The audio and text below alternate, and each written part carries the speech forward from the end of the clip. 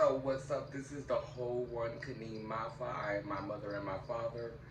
Some people would just consider me a man.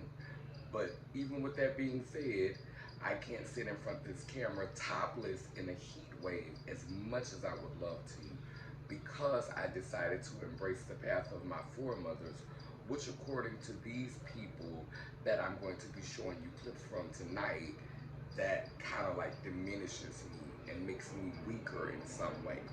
Because we know back in the day when you looked up the word woman, you saw words like weak, words like timid. So I get where all this is coming from.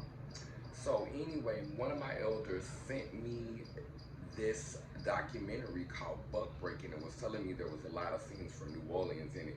And I was like, okay, let me watch a little bit of it, humor my elders, and, listen to the content because it's important to her.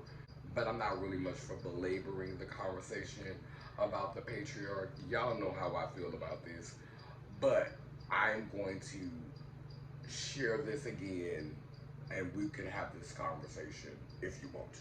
That pre-colonial homosexuality was brought by white Muslims. While it's pre-European, it's still foreign and white. It was the Turks who brought in the Mamluks.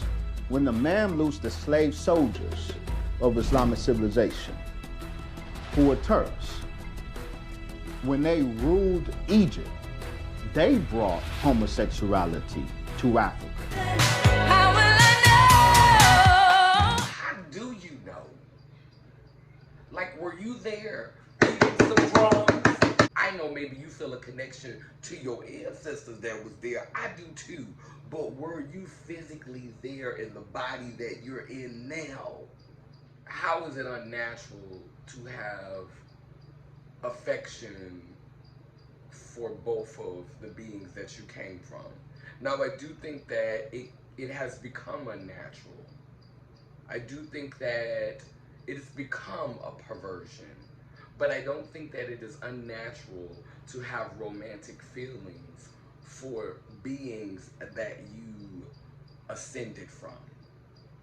I don't think that that's unnatural. You come from the male form and the female form, come from masculine and feminine energy. I don't understand how that's a perversion. I think it's a perversion when you go all the way to the left or all the way to the right. But hey, it takes all kinds to make the world go around. And we are products of our environment, and our environment has been filled with trauma and misuse of power. I think it's really interesting that right in the center of St. Peter's Square, when the Pope opens the shades to his window, he looks out at the structure that is often called the obelisk today. We should know that the obelisk is the symbol of the Tsar's erect penis. So that while they're removing penises, the Pope looks out at a large black penis every morning when he opens his shades. The irony cannot be lost. Nah, this nigga so smart. He dumb. I got a real fucking snatch made out of flesh that y'all telling me is a fake pussy. But the Pope looking at a statue and it's a real black dick.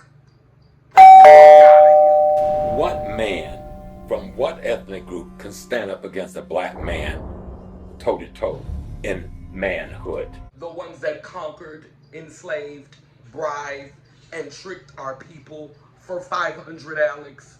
All the way back in Rome, in Greece, some of the rulers were transgenders. They would travel at night dressed as women to go hang out at brothels and go mingle with the people as a woman. This is the king of the whole nation.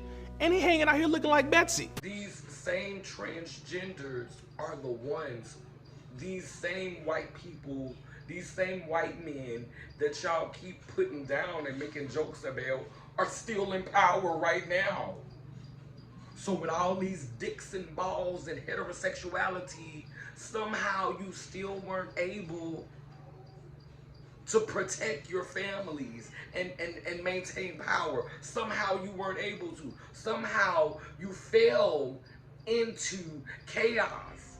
especially the European, who is at the bottom of the totem pole when it comes to genetic stability. And perhaps it was something that you may have reaped from these big ass fucking egos that we're seeing right here throughout this conversation.